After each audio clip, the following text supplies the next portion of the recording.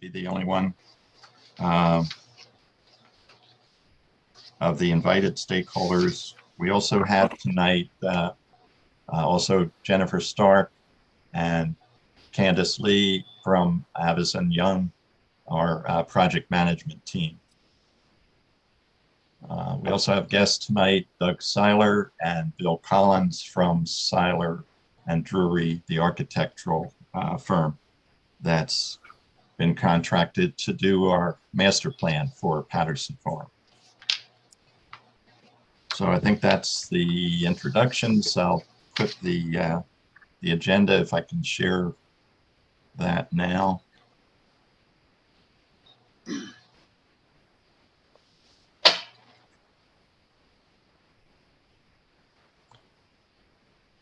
So we have on the agenda the approval of the February 9th meeting minutes. Then we'll hear from Jennifer Stark and also Seiler Drury about the status of that contract and the timeline and next steps.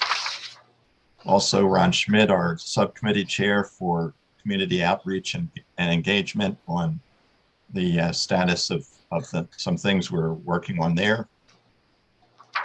Any public comment, and then finally wrap up with action items and meeting schedules.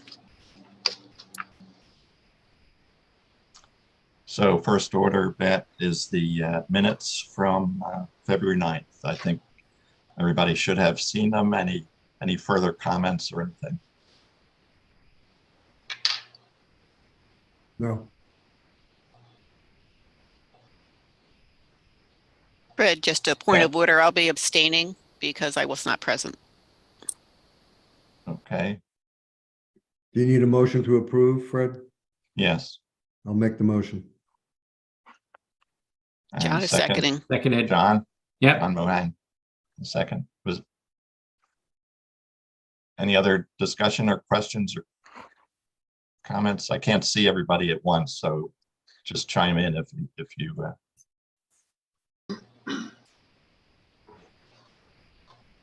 Okay, motion's made and seconded to approve the minutes from February 9th. All in favor? Aye. Aye. Any opposed? Okay, they were approved. So Jennifer, do you want to start out with where we are with the contract? It was executed by the township, and see whether we're ready to go. Yes, thank you. Good evening, everybody. So yeah, we're pleased. The ad hoc committee has done a lot of work, and we have our selected contractor engaged, and that's Seiler Drury. They're an architectural firm that specializes in historic preservation and planning. And part of their team is a landscape architecture firm. So we have Doug Seiler from Seiler and Drury and Bill Collins tonight from Simone Collins. What we wanted to do was give our new design team a chance to say hello and talk about next steps from their perspective. The project will include site survey work. It will include meetings with the committee, and it will include meetings with our stakeholders and public. So Doug, may I turn it over to you? Yes, absolutely.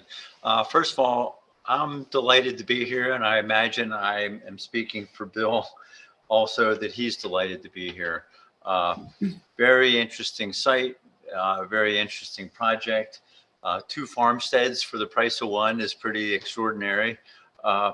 And when I first learned of this, it was through Simone Collins, and they thought, well, this is an historic building project. You know, we wouldn't be responding to this RFP. And when I read the RFP, my reaction is I would be out of my mind to touch it without someone like Simone Collins involved. So the 2 firms, we really have worked together on several reuse projects that involve buildings and cultural landscapes and kind of big puzzles of what do we do? How do we go forward? How do we figure out what makes sense for really our century?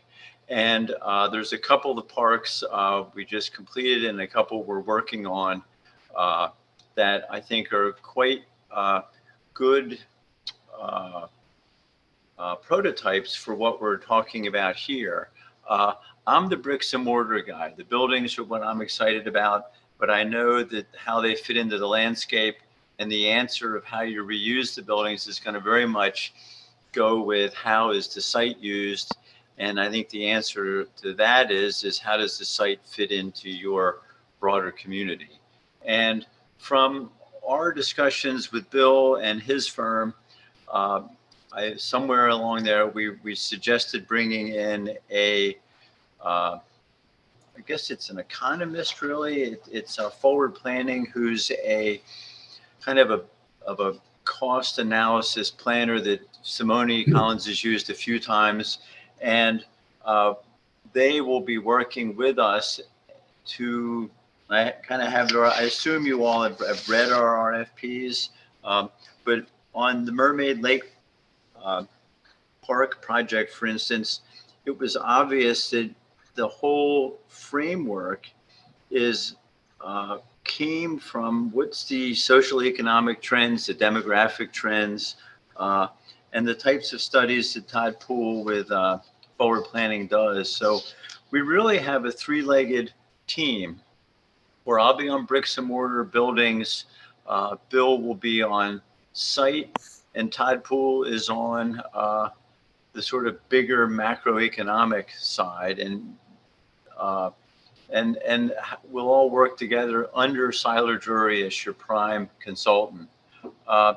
Bill, I might just pause a minute and let you talk a little bit about how you see Simone Collins involved here. And you've worked with Todd Poole more than I have.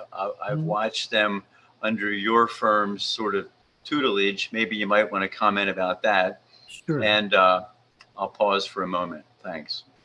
Thanks, Doug. That was a good overview. And we're excited too about working with Lower Makefield.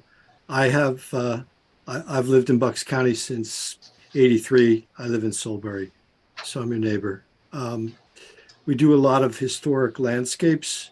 And when it comes to conserving, and I'm going to call it conserving instead of preserving, because nothing can actually be preserved, but everything can be conserved. And for historic structures and historic landscapes, you want to really be careful how you change things. And so many times adaptive reuse is the best use for historic structures. And that's done through a careful process. But the part that you don't want to guess at is what's viable for your particular site, what's economically viable. And that's the part that Todd Poole is going to help us with, to look at the market, to look at what might be viable there, whether it's nonprofits, whether it's a partnership with a for-profit business, what might be viable there from your local market.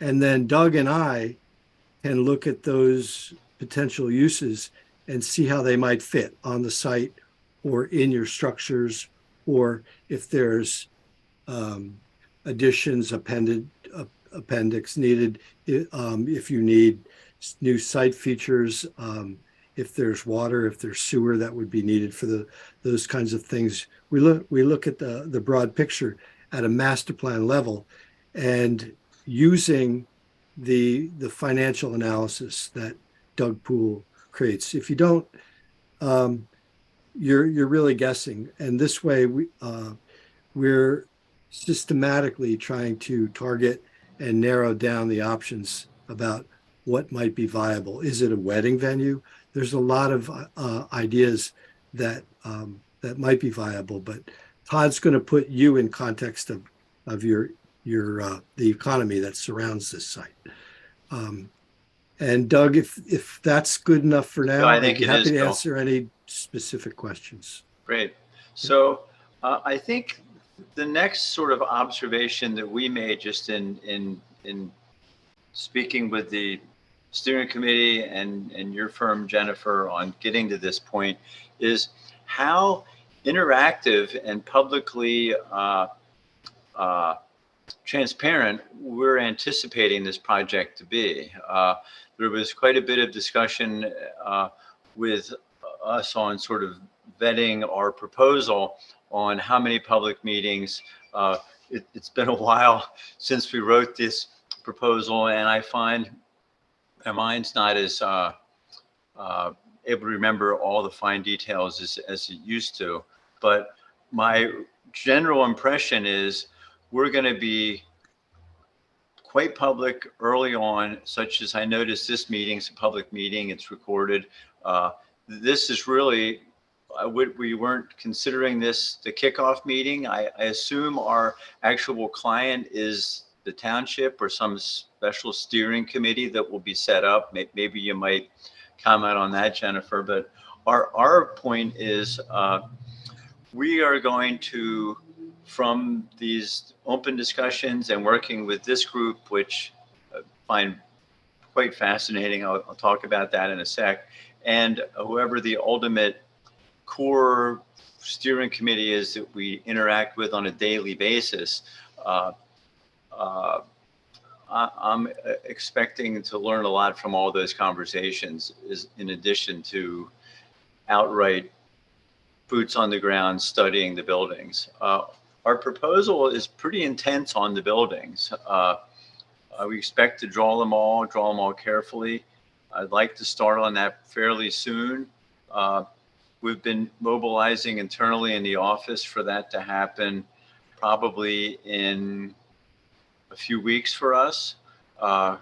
And so I wanted to talk schedule a little bit.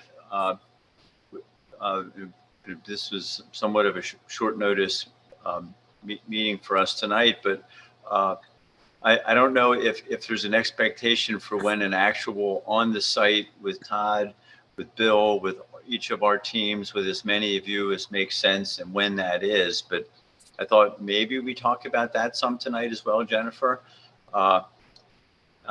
If you look at our original schedule, which is from the proposal, and it might have gotten refined a little bit in our sort of vetting process, we were anticipating to start end of January and finish first week of August.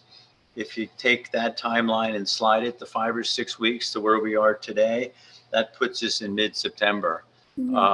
It's a pretty fast schedule for such a big project, but again, it started with the buildings, and Bill's not doing a classic full bore master plan of the site. His job, as I see it, is to give me the master plan type elements that we need to know to work with you all and Todd Poole to come up with uses that fit the buildings. And the uses will be what Bill just said, what fits the community, but also going to be what's appropriate for a building. Barns don't have super large floor capacities. They can be reinforced.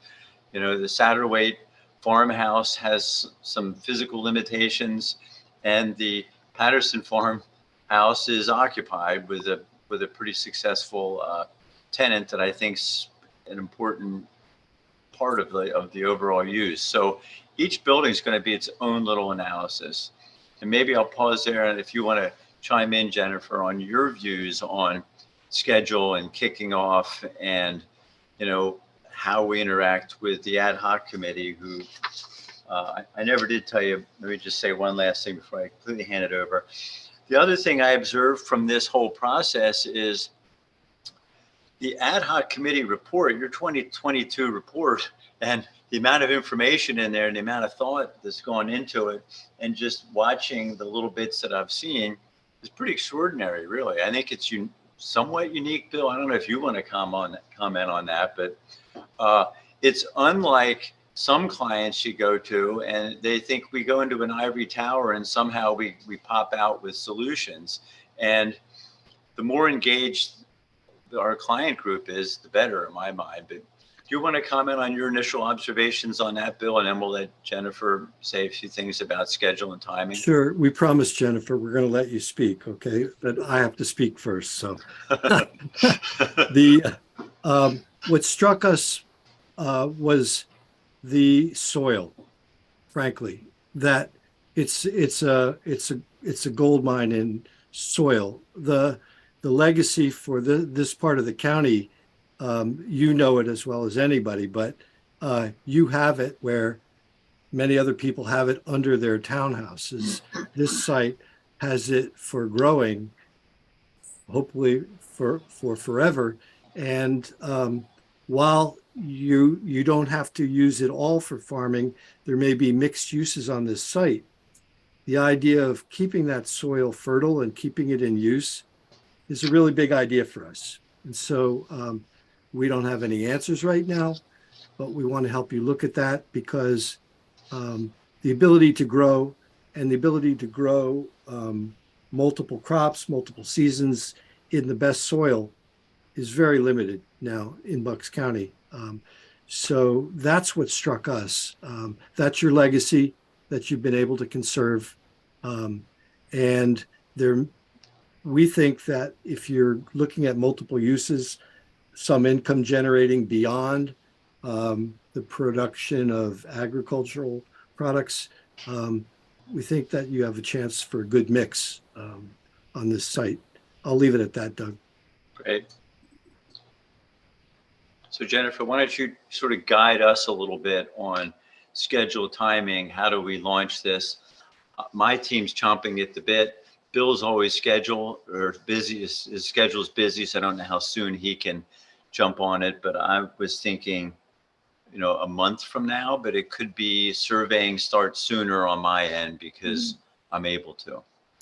I think that's a great starting point. You definitely need to do your survey work. And that's something that you can coordinate through Jim Majewski, who's on this call. That's access to the buildings. Beyond the survey, we needed to talk about when we would have our standing meetings with you to review progress, and that's with the ad hoc committee. You mentioned you didn't know who your client was. Your client is Lower Makefield Township. Yes. The ad hoc committee has been appointed to be essentially the township's representative. Okay. And then the top people in that committee are Dennis and Fred. Well, it's nice to meet you tonight, Fred. I think I met Dennis on site, originally, right? Yes. So if you could look at your calendar and let us know when you can do your site survey work, your field work, that would be great. The next thing we'd ask from you is a project's timeline so that we can formalize that, broadcast it on our website, because we do have a subcommittee that's total charge is to be the purveyor of all the information that we are generating and collecting so that we can broadcast that and be the mouthpiece appropriately. Okay. Yeah. So Fred, you and I already talked about this, and if you'd like, I'll turn it over to you, because we have progress meetings with the committee that will need to be held. We have stakeholder meetings that need to be held, one for data collection and comment, and then stakeholder meetings for presentation purposes. And then the ultimate stakeholder meeting in my mind is presentations to our Board of Supervisors. So we've got three kind of different categories. So I'll turn it to you, Fred. Right. And I think the steering committee, the ad hoc committee, has been meeting once a month on the second Thursday evening. Evenings has been preferred since at least some of our members do work during the day, so it's more convenient for them. Unless we hear otherwise from everybody on the committee, in certain circumstances, we may need to just have a small number of committee members attend during the day if we need to do a site visit or some other project-related meeting with the consultants. But right now, our monthly meetings, like I said, are second Thursday evening at 7:30. Has been by Zoom, probably will continue for the immediate future, as far as I know. And I think that would be an appropriate time where we could get status updates, project updates from Jennifer and Doug and your team members as needed. Yeah, that sounds good. The next, I mean, the first step, I think, is a formal or informal, really, kickoff meeting, which is really an internal meeting between yourselves, you know, your key players and our key committee members and the township as well. But I think that can be done offline without the full committee, and because it's really just a logistics planning session to answer some of these questions as far as access, who to contact, and who's the key players to you know, for information and back and forth. So I think we need to talk or think about what the availability is in the next couple of weeks to schedule that kickoff meeting, just to get the you know, the logistics started with that. And Yeah. As Jennifer asked, you know, if we can have a project timeline from you at that point, so we can really pin down some of the meetings, both public and committee meetings. Yeah, I think that's good. Hey, Doug, can I pick up on a couple things just so we're Yes. all on the same page? Evenings are generally good for us. We can accommodate those. We can accommodate online or in-person meetings. So, and I will be attending all the ones that I can make for sure. What we usually do where there's public involvement, and a lot of our projects are like that, we set the meeting schedule up in its entirety up front, collaborating with the client to make sure that it works the best for everyone. So we could certainly have a meeting in the next 2 weeks with the subcommittee. But I want to throw out a couple of ideas. One is that when we look at the site, maybe it piggybacks with one of these meetings. Maybe it's a little bit earlier than one of your second Thursday meetings. That's an idea. And Jennifer, if you have a schedule of meetings that are already set, if you would send those out to Doug and I, please, then we can come back with a proposed schedule for you. And we can use that in 2 weeks when we speak with the subcommittee. Well, probably Well, the our one, next, I'm just going to, sorry, Fred. The one to work backwards from is the Board of Supervisors meeting that's happening towards the end of this process. We can take our, I guess I can look at those online and we'll work backwards from that.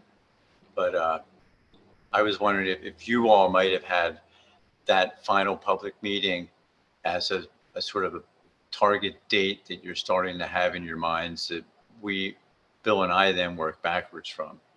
Let's keep that one flexible. It might be 1 of 2 months, I'm thinking, but what happens is we want to be really, really sure that when we invite the public, it's not during a holiday, it's not during peak summer season. So we really want to look at all the meeting dates together and then have some flexibility at the end. So I know September, we're going for September, but if it means that we get better attendance with the public, if we shift it to October, we want to take that into consideration with you. Fred, I might have interrupted you. What were you going to say? Our next committee meeting is April 13th. So that's the currently scheduled next meeting. Beyond that, I don't think we have officially scheduled meetings beyond into May and June. So we rely on the township to give us availability on the Zoom process. And if you're asking about, if you're referring to the subcommittee on community outreach and engagement, we try to meet before each of the formal ad hoc committee meetings that we're having this evening. So we could certainly arrange for a meeting over the next 2 weeks to get together and chat about how to proceed. Be more than happy to pull that together. That's good. Yeah, I think the whole issue of the public meetings, both, as Jennifer said, the getting data input as well as giving feedback to the community as to where you stand with the process, and then the final board presentation. So yeah, I agree with Bill. We need to keep it flexible. The supervisors meetings are typically twice a month. Suzanne, you can let us know specifically any dates coming up around September. But yeah, I certainly would want to be cognizant of any outside events, holidays, and so on to ensure that we're getting full coverage of that event. Yep. Thanks, Fred. And one other thing, if there are events that are happening, let's say the arts group is having an event there, we as a group want to try to take advantage of that as a way to spread the word about this process. Bet's always having projects. She's always got something going on at that place. Okay, good. Great. Sorry, Bet, the township, the board meets the first and third Wednesday of every month. In my mind, there may be an issue in September with the Jewish holidays, but generally speaking, the first and third Wednesday. And do you see this as a workshop type meeting, or is this more of the third Wednesday type meeting that would be best from the supervisor's point of view? I don't think the supervisors perceive themselves as workshop attendees. I see. So both meetings are equal import is how it is. It's not a workshop and then a voting meeting. It's not how they do it. This is the working group, the people before you, and then the subcommittees that hopefully by the end of the time period, there would be a presentation made, that was pretty well baked.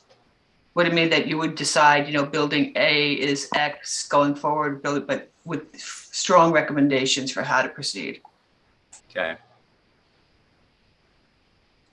And Doug, just to touch on, you mentioned the ivory tower concept, but we are, other than obviously the importance of community input and feedback and the stakeholders that are involved, we are relying heavily on your professional expertise to give us your perspective and recommendations as well.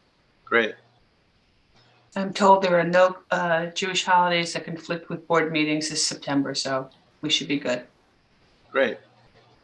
So I'm thinking internally for my staff to start looking at the buildings could be the week of the 20th, 2 weeks from now, I think. So it's that week or the week after would be when I want to start looking at buildings. And I was thinking that first day that we're there, if any of the subcommittee wants to meet, and I wasn't sure if there's a limit that should be put on interaction with people, or is that encouraged and you're all for it if a few people wanted to stop around while we're there and talk and give us their insights? Do you have any input on how we interact with individuals as we're doing our work?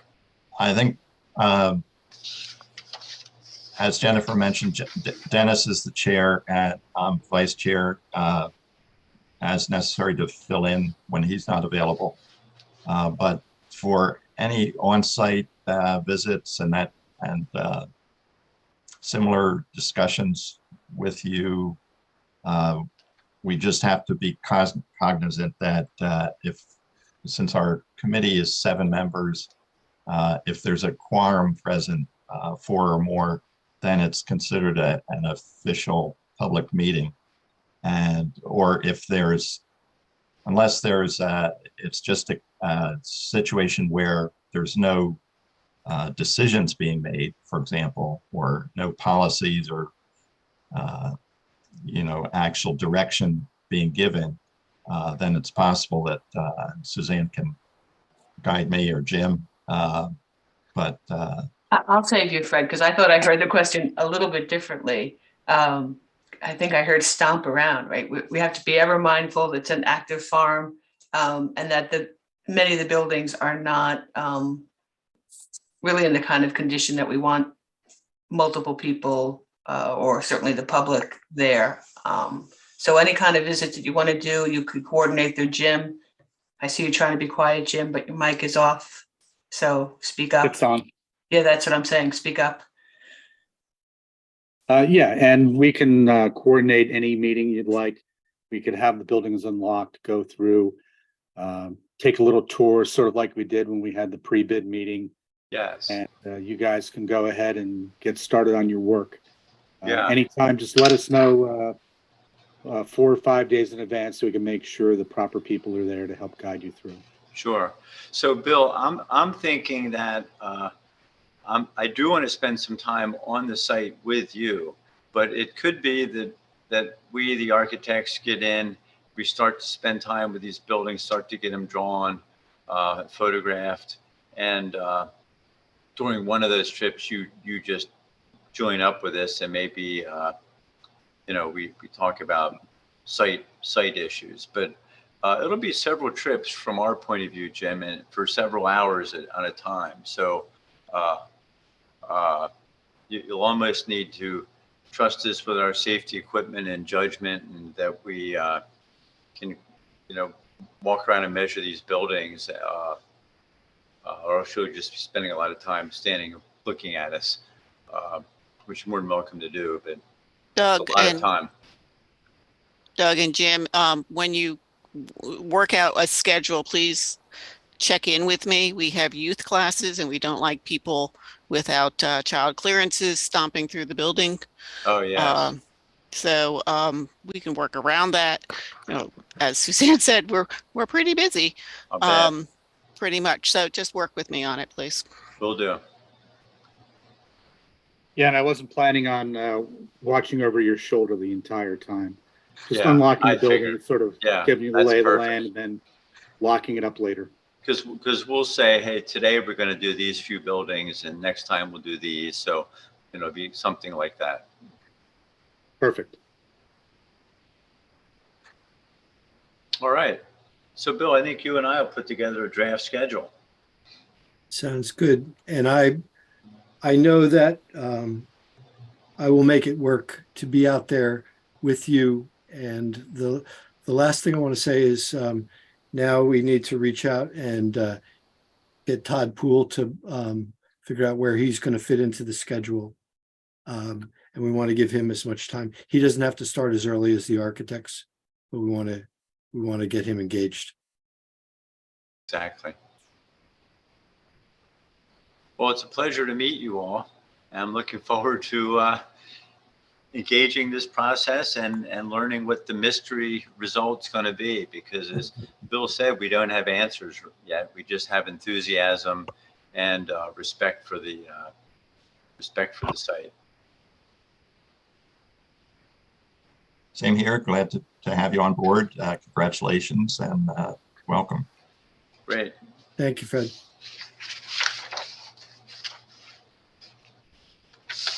Jennifer, anything else that we need to touch One- on? Well, I'm not sure Doug has Ron's contact information, and I think I think he has Jim's, but definitely needs Ron's. If Ron's committee is going to be the one who's helping set up some sessions. Well, we will set up a project directory. Perhaps Fred or Jennifer, one of you, get us as much sort of contact information so we can make sure we have names right, and contact info for whomever we need like that. Okay. We can actually, Candace has a directory already set up, so she'll send that to you. Okay, great. And Ron, do you want to share your? Oh, sure. Do you want me to do that now? No, just send it to Jennifer. You should have her email Okay, will do. Jennifer and Candace.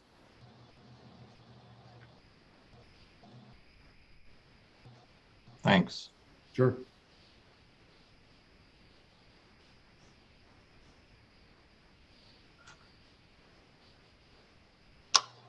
Okay. Anything else, Jennifer, that we need to touch on? No, I think we're good. Thank you. I think we'll circle back with everybody on the setting up a kickoff as well. And hopefully when Dennis comes back, then I think that would be an appropriate time. Sounds great. So hopefully I'll see some of you in a few weeks. Good. Look forward to it. Thanks for. So do you want us to just leave this meeting, do you think, Jennifer, because you all have other agenda items, or what's your thoughts on that?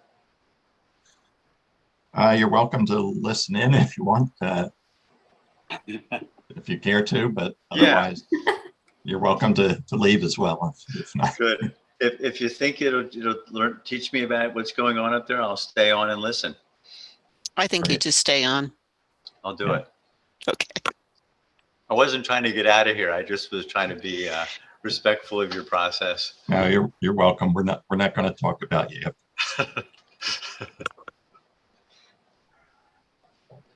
Okay, next on the agenda is the community outreach and engagement. So Rhonda, you want to give us an update? Sure, Fred. Couple things. I'll try and be brief. First, let's talk about coverage.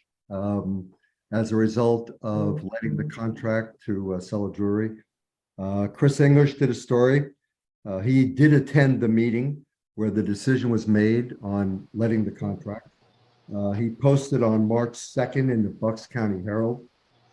Basically, he took his entire story from the news release issued by Jim and Monica. That same news release appeared in the Lower Makefield Township and Yardley Facebook page on March 2nd and got about 18 comments.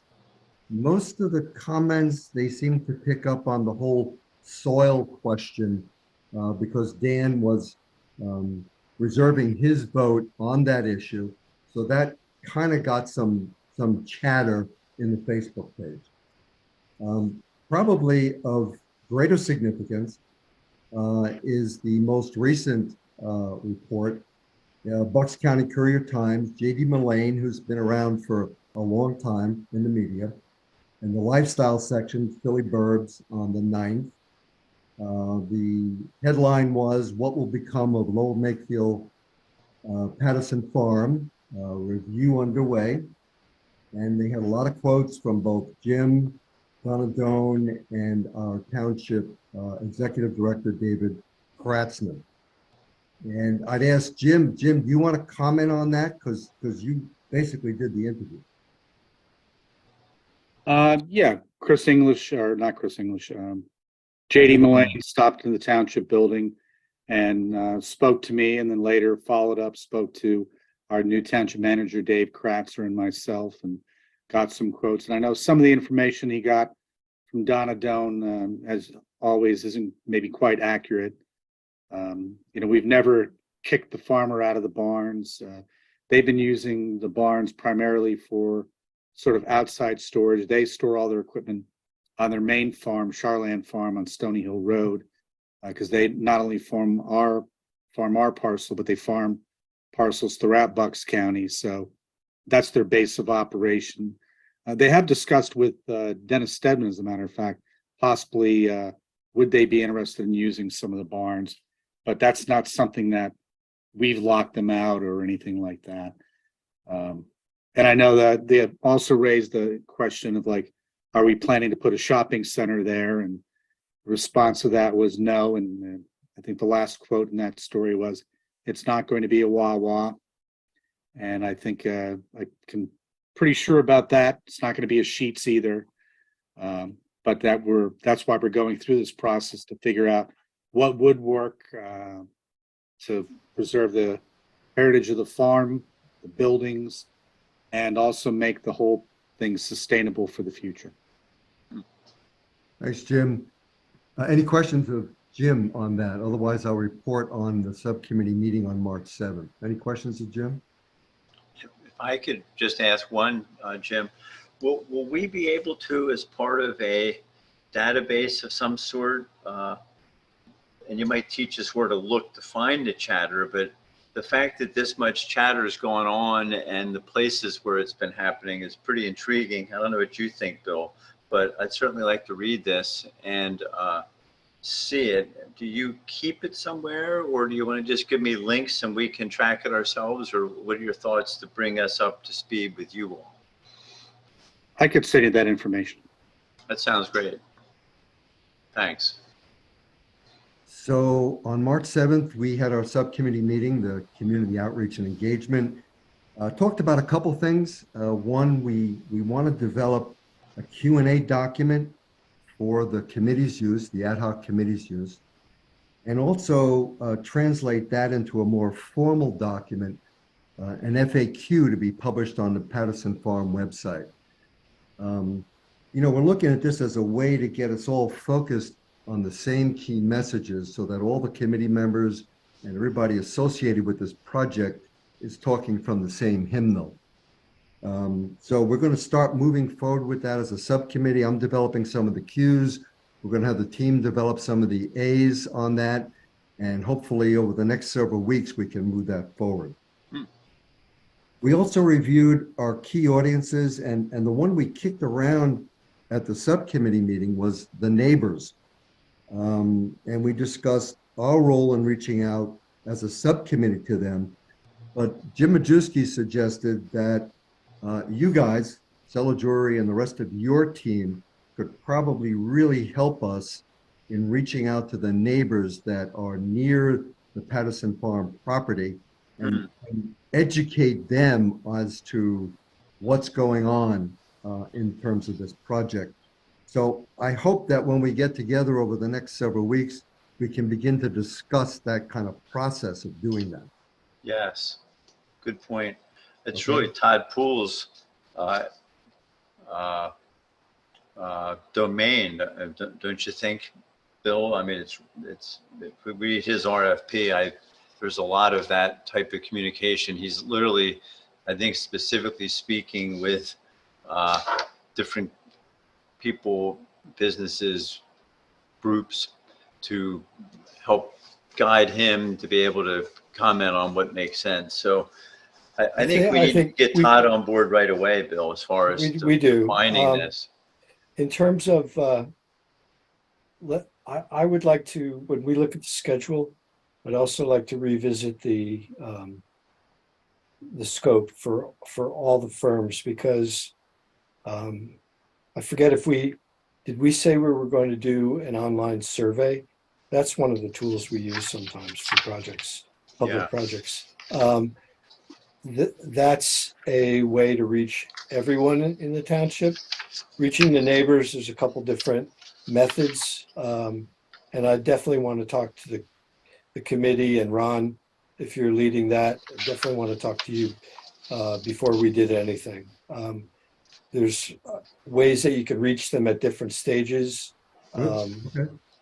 We need to look at the budget and the timeline to see what we think would work best for this project. Why don't we set up a call early next week, just you and I, and we can kick this around a little bit. Well, maybe the three of us, Ron, is that all right? Put some meat on the bones here about this, and then I can take it back to the subcommittee when you come to the full subcommittee on community outreach and talk about it more. Would that work? It would work. What I'm suggesting is Doug and I and you. Okay, fine. And what do you think about Todd, as far as when Todd speaks to this subcommittee? Bill, do you have an opinion on that? Not yet. We haven't talked to him in a couple months now. Specifically, so maybe you and I get on a call to him. Yeah, let's speak with him, so when we have this call that you just talked about, we can at least report something. We'll ring him up. We'll ring him up tomorrow if you've got time. I do. And finally, the subcommittee we kind of debriefed the news release that went out. and the process in getting it out and our respective roles and relationships in doing that. And then we talked to Jim and Monica about an article to appear in Lower Makefield Township in May. Their deadlines are very early, but we provided some input to them in terms of an article that's going to appear later. And Jim, I don't know if you want to talk about that, but as I recall, it's scheduled to appear in May of this year, correct? Jim? That's on in the township newsletter that goes out to the community.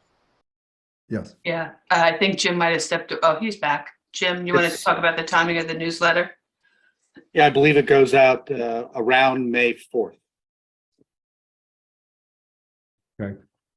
How often is that newsletter? I think 3 times a year. Okay, so it'll happen at least twice during the process. So let's think of it. I'm not sure about if there'll be another one during the process. There may be, but I'm not sure.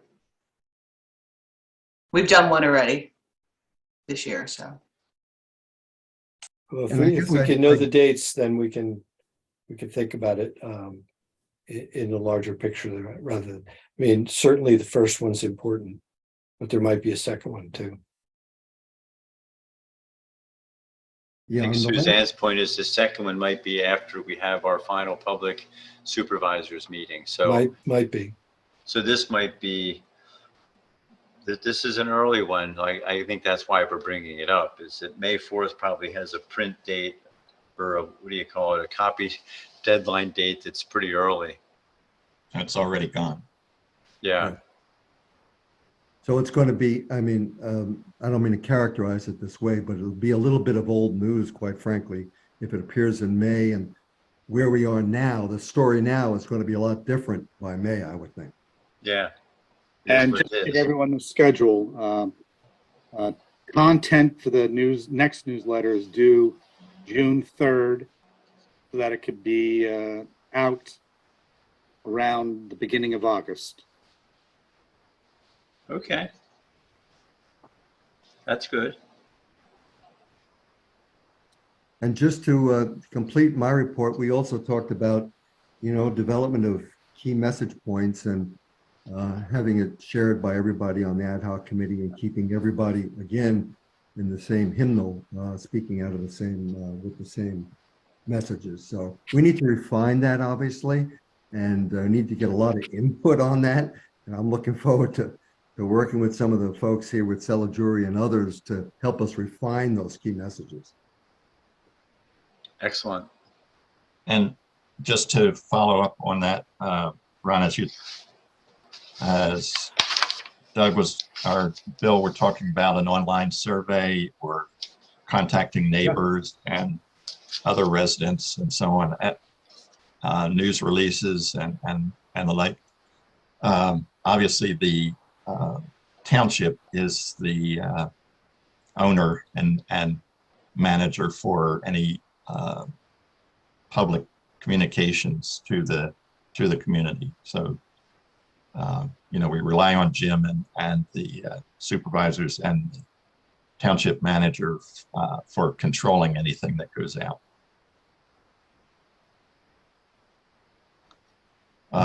Report, Fred. I'm done. Right, could I ask a question? Yes, Joe? Ron, what's being done in terms of social media, either in looking at an outreach that way or maybe monitoring what's being said? Because I know there's a lot of misinformation that's also being put out there on social media about the project. Has the subcommittee looked at that at all? So what we did was I looked at, and I know some of the subcommittee members looked at the chatter that was going on after the Chris English report. And there was a lot of it that was, I thought, misinformation, and there's some other misinformation going on around there. We've sort of embraced what we need to do in terms of this Q&A I talked about, of not manufacturing questions, but looking at what's currently out there. Is there a Wawa going to be built on the Patterson farm, et cetera, et cetera, et cetera? And getting all those questions into one place and then coming up with answers to all of that so we're all on the same page. Can we effectively monitor all the social media that's going on? You know, in conjunction with the township, we can probably do some of that, Joe. But I can't promise that we're going to be catching all of the comments. I think what you're doing is great because it could help even the subcommittee, the committee members who catch things to be able to, on social media, point to a document that has some facts around this too. And sometimes that's just simply a response to a post to say for, you know, to understand what really happened and read this document. Yes. That's what we're hoping to achieve with the document, yes. And Ron, just to clarify and expand on you mentioned the Patterson Farm website. That's actually part of, it's a page in the Lower Makefield Township website. So if you go to the committees and commissions and find our page, which has our minutes and the report, then there's also a link to a separate set of documents related to the our process, the master planning,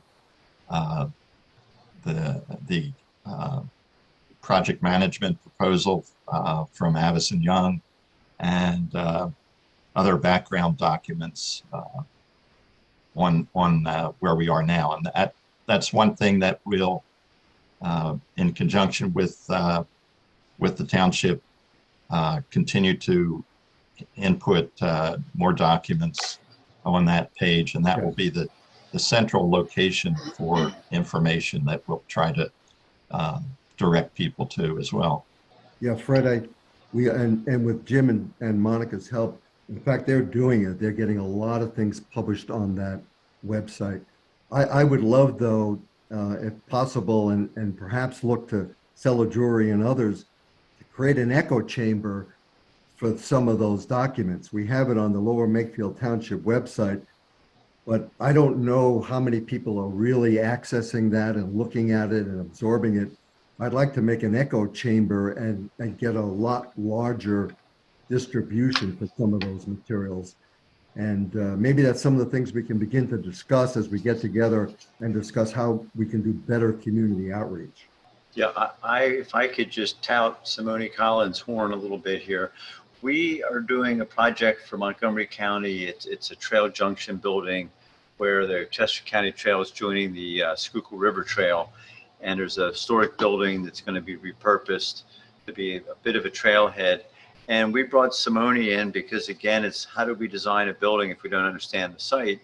And also mainly for the public outreach component, because they do it so well. But Bill, you probably know this, Pete, your partner, pushed pretty hard for, and I think it was successful, a sign. Now in this case, it's on a bike trail that has a QR code type thing on it where you scan it with your phone and it links you to stuff. And boy, I think that's been pretty successful because it had a Survey Monkey survey that, again, Pete set up, I think, but it maybe was vetted through the county or the graph. You know, it was kind of a joint thing between mainly Simone Collins and the county to touch on that exact thing that Joe and Ron and all of you are talking about. Is an echo chamber is a great phrase for it, because I was making notes. Boy, I have to go to the township website and find these links because that has great info. But I think something as simple as a sign with a QR code, you know, that people walking by or driving by could refer to. I don't know if Bill, you want to say a sentence, but that's what popped into my mind. And it I actually has been suggested, and I know Jim already done. Jim Majewski has been looking into that. So I think that certainly they've used it before, if I'm right, Jim, on other projects.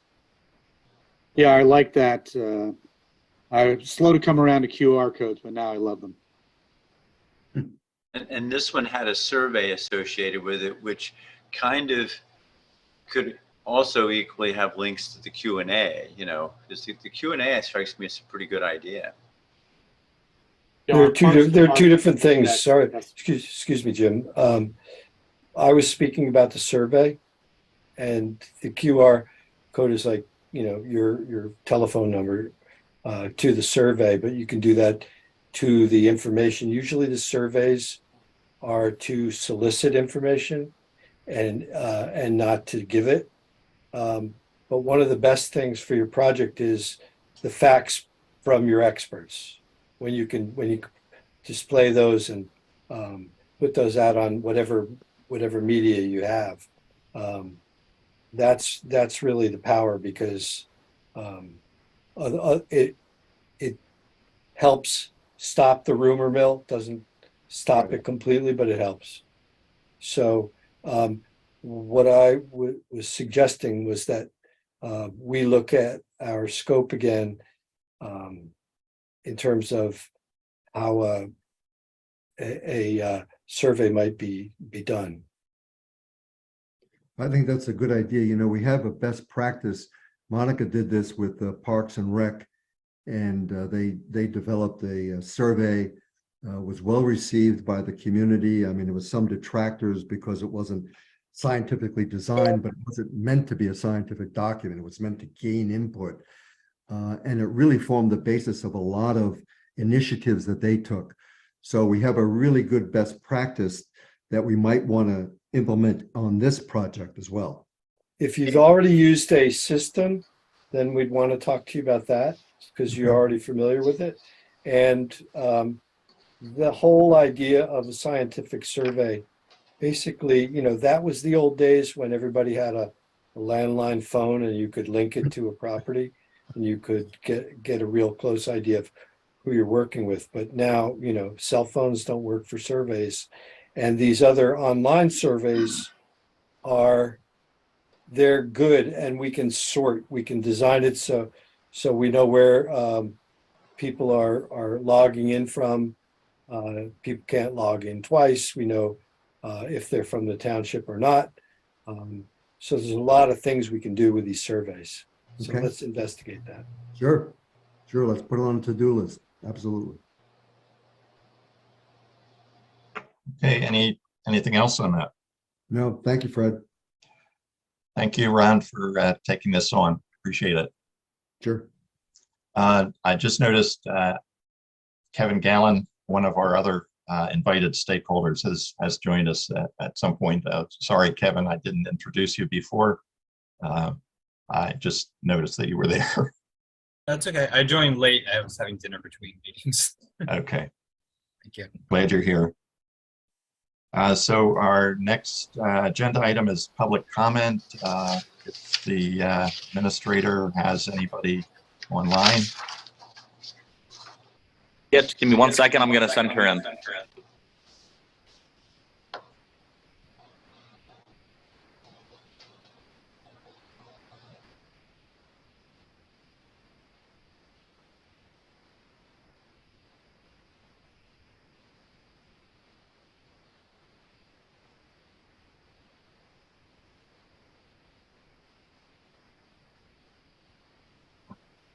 Hello? Yes.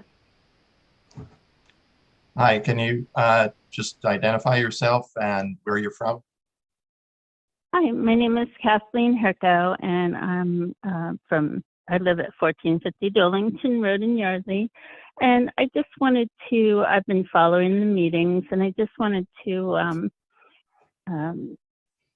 just bring up I know you brought up in the beginning about how this soil is the most fertile soil around, and it's important to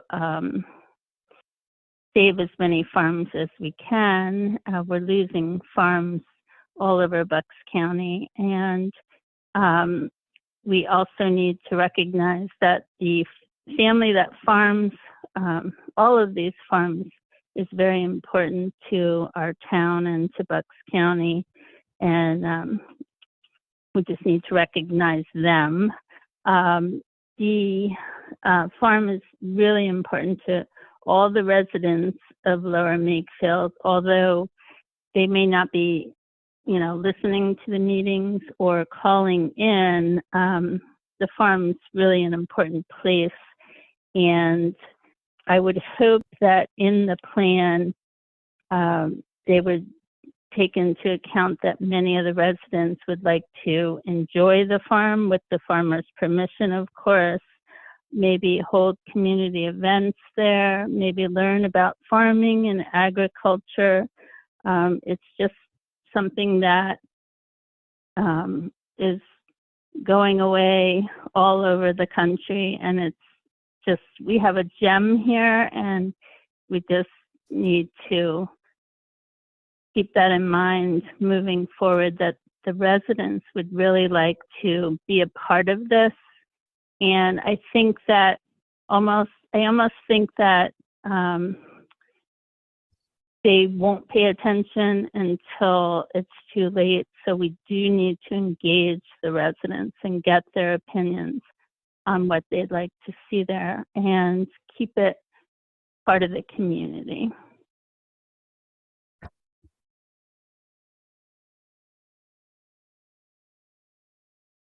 Thank you, Kathleen. Appreciate that. Appreciate you calling in.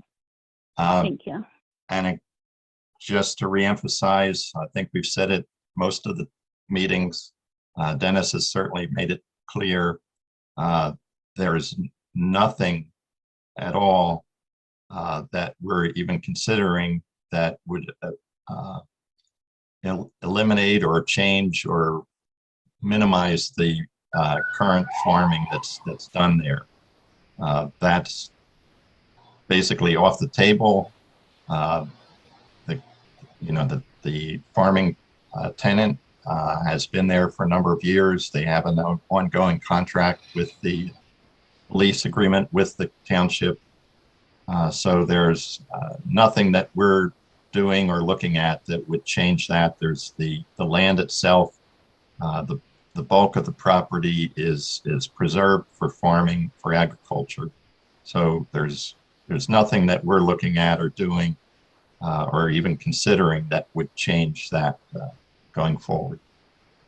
Yeah, I just feel like the residents would like to be able to enjoy the farm in some way. Like I said, maybe community events can be part of the planning, like a farm to table, like maybe just learning about agriculture, letting the community enjoy the farm that's a part of LMT in some way is really important, and I think it could be a great place for that. Okay, thank you very much. Thank you. Any other public comment? Brett, may I just jump in here a minute? I would, I'd be delighted. I think your name was Kathleen Herco. I'd be delighted to give you a call and talk some more about some of your thoughts about how we can involve the residents. So if you would either give me your telephone number now or however you want to handle this, or an email, I'd be delighted to chat with you. Jeff, if you could pass that along to your wife, I think she hung up already, but it would be great if she could speak to Ron or provide contact information. Will do. Thanks, Jeff. Yep. Ron, can you hear me? Yes, sir. 856 856 220 220 2751. 2751. Thank you, sir. We also have one more public comment.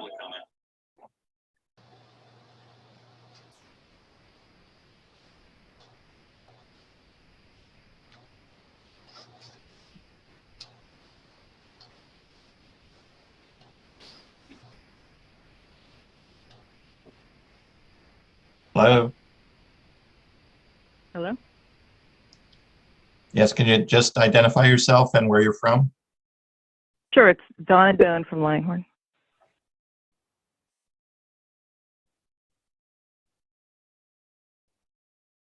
And your comments, Donna?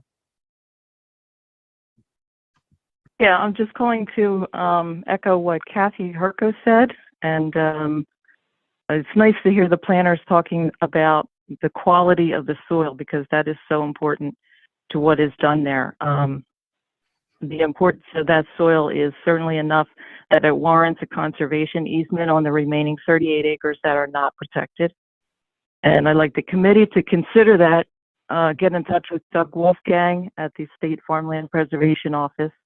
There's a possibility of receiving over $456,000 for preserving that land. And certainly those funds could be used to restore the building, at least one of the buildings, and maintain a presence for agriculture there. And I know that the township has said, the township representatives have said, they don't wish to end the farming there, but it is so very important to keep those buildings in agriculture for the present and future agricultural use. If the Stewarts were not farming, then we would still want to maintain the farm, and without those buildings being available for agriculture, it would fail. And if that Patterson farm fails, it is the keystone property of the other preserved lots of farmland within the township. So you have to take that into consideration and plan for the long term, not just for the short term.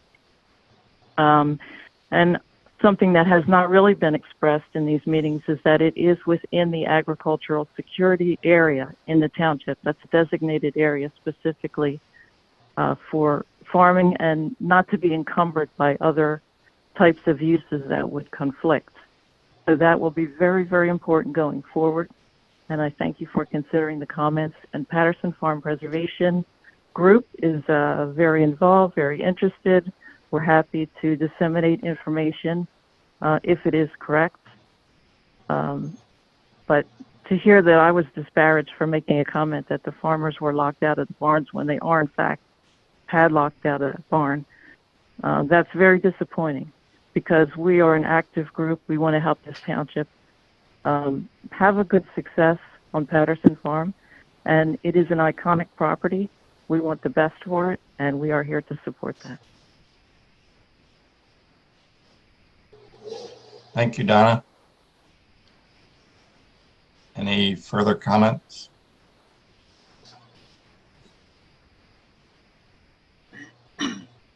There are no more public comments. You guys are good. Thank you. Great. But can I just jump in here for a second based on the public comments? And it's something I'm also concerned about. We touched on it a little bit, but it's around the market analysis piece. And, based on the last schedule that I had, the entire phase one of the market analysis, so 45 days, happens without any public comment. And my question is what are they going to study? Without public comment, what types of uses are they going to look at? Because my concern is once that ball starts to roll, it's hard to stop rolling. And there have been a number of organizations in the township, such as Patterson Farm Preservation, that have put forth ideas of how the farmland or how the buildings could be used that are in line with both their historic nature as well as their agricultural roots. And I want to understand how we get that into the beginning of this process and not have to fight it the way through. It sounds like a good idea to me. Bill, you want to comment? I think that'd be an important question to discuss with Todd before we have our phone call meeting in another week or whatever we talked about. We can do that. It's a good idea. And it's really good comments, Joe. I think ultimately what Todd does is going to be looking specifically at markets and relying on whatever public involvement sources there are for the project to guide the team in what is preferred. The market analysis can be its own thing, so that you say, all right, what would work for the market there? And it may be half of the things that would work in the market there you don't want, but right. you go through that vetting process. You say, all right, we know that half of them we don't want. All right, now let's look at the other half and see how those might actually fit within the buildings, the site, or both. So just because you identify things that would fit in that geographical market doesn't mean that you have to pursue them. And it will be up to the public to say what they want. And I'm sure the committee already knows what they think is appropriate. And the public is probably going to echo that, judging from the two comments I've heard today. So what we'll do to try to satisfy your question is see how we link Todd Poole's work to the public involvement schedule. Does that help? It does. And I think, Bill, I understand. And it's good that, Todd is going to maybe expand our horizons in terms of potential uses, and we welcome that. But I think there's also some recommendations for uses that where we would appreciate Todd's input on the financial viability of those. Right. Yeah, that makes sense. Yeah. What are your preconceived notions, and have Todd analyze them? Mm-hmm. Exactly. Yeah, that would be helpful. So I threw one out, which is fairly benign. A lot of historic properties are doing it. Font Hill is doing it.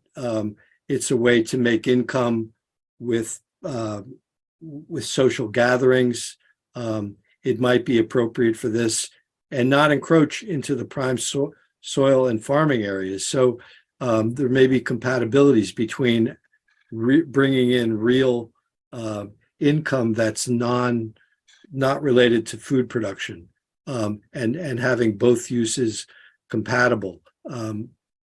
That's what Todd's going to tell you. Is the market already saturated for that kind of use in your area, or could it handle more? And if so, what threshold? Those are the ways that he's going to start to slice and dice the analysis. But I think we need to give you an answer on where he plugs in and gets public comment. Okay, thank you. Thanks. Yeah, I think Doug and Bill, you did mention that early on that you had seen our report, and it did give you a lot of background information. So I think that, as well as some other documents that are, I think, were made available to you, Jennifer, if I recall, they were part of the RFP. Yeah, we have engineering report. We have quite a bit of information.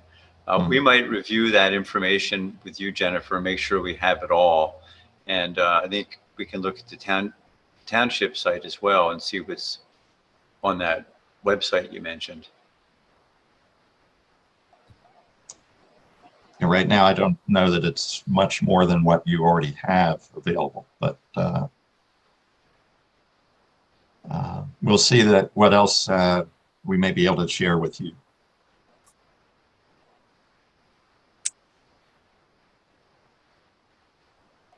I could just add one more thing.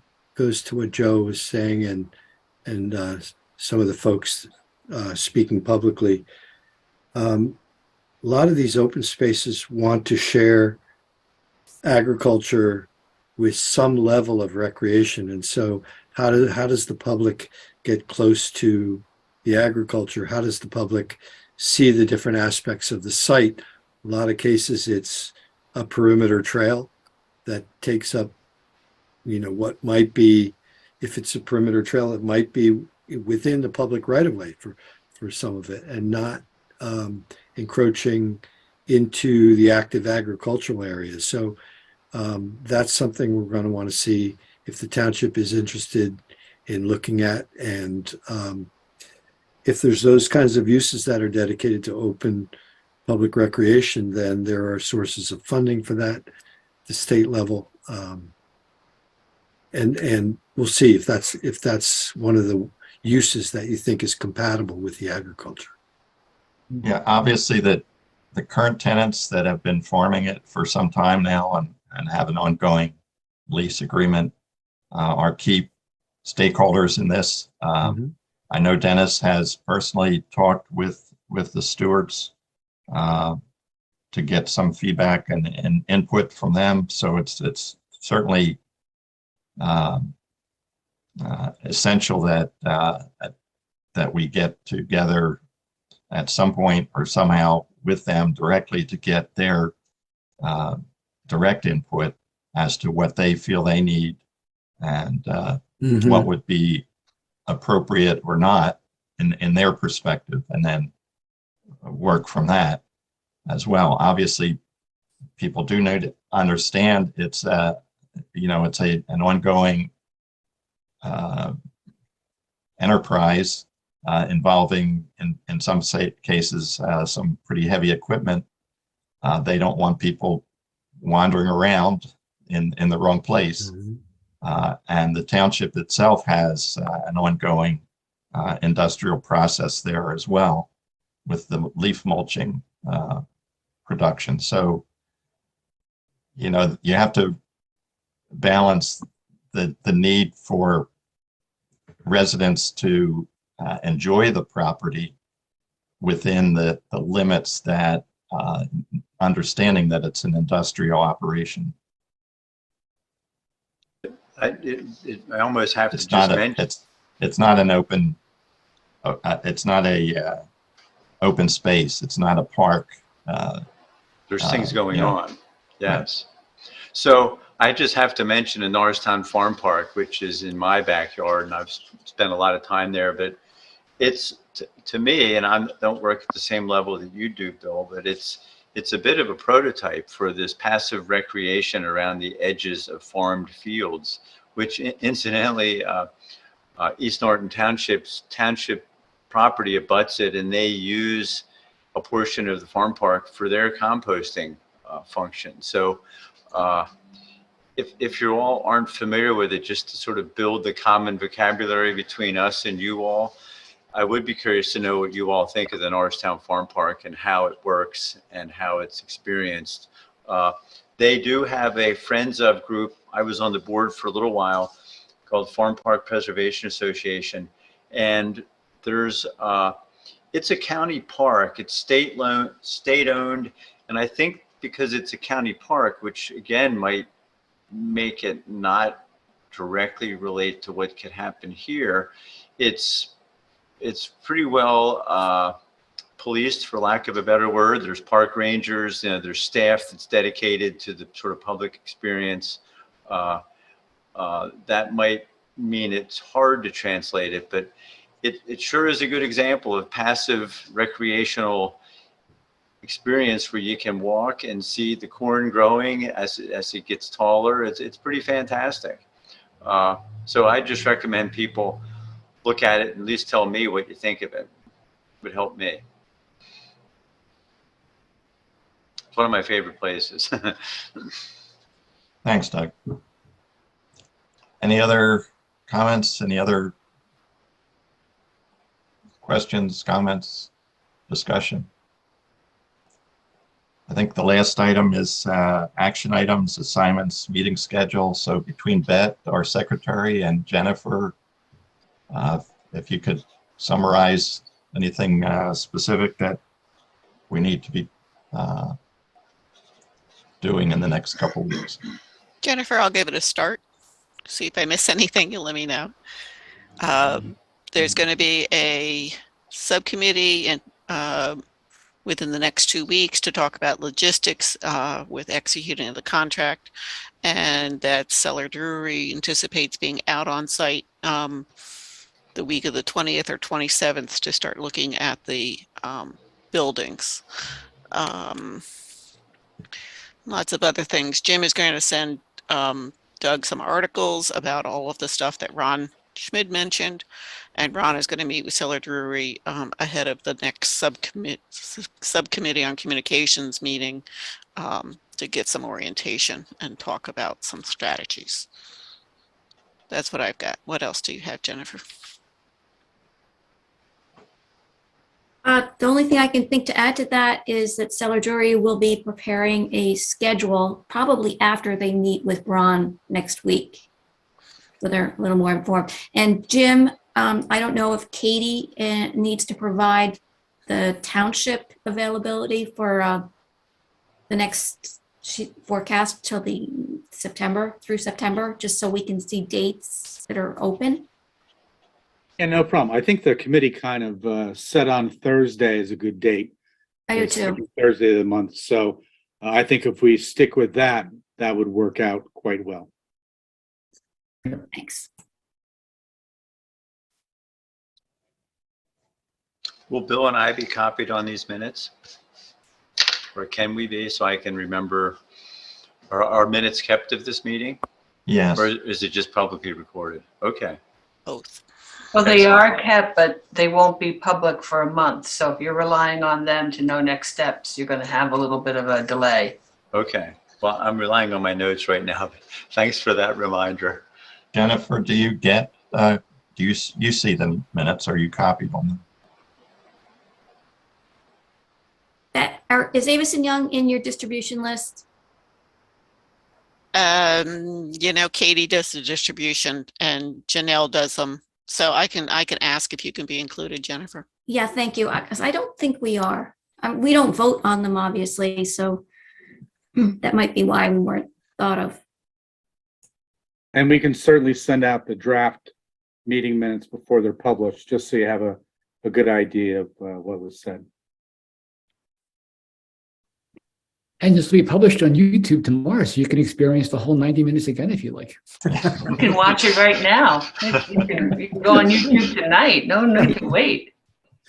And one question, is the ball in my court or your court on setting up this meeting for next week to chat over the phone with Cellar Drury? Bill, I'm thinking you and I propose sometimes to Ron, don't you think? Yes. Because we want to talk to Todd first. Good, okay. If that's all right with you, Ron. Sure, that's fine. That's good. Good point, Suzanne. This is on Facebook. It's on the Lower Makefield Facebook page. So if you go to that, you can go back and see as many meetings as you want. It's also on YouTube. YouTube, yeah.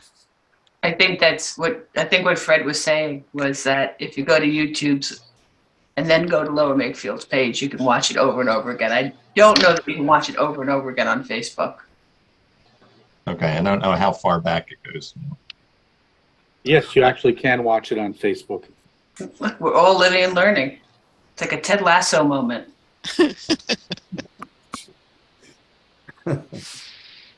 Anything that, further? I'll make a motion to adjourn. Second. Thanks, Pat. All in favor, aye. Thank you. Thank you.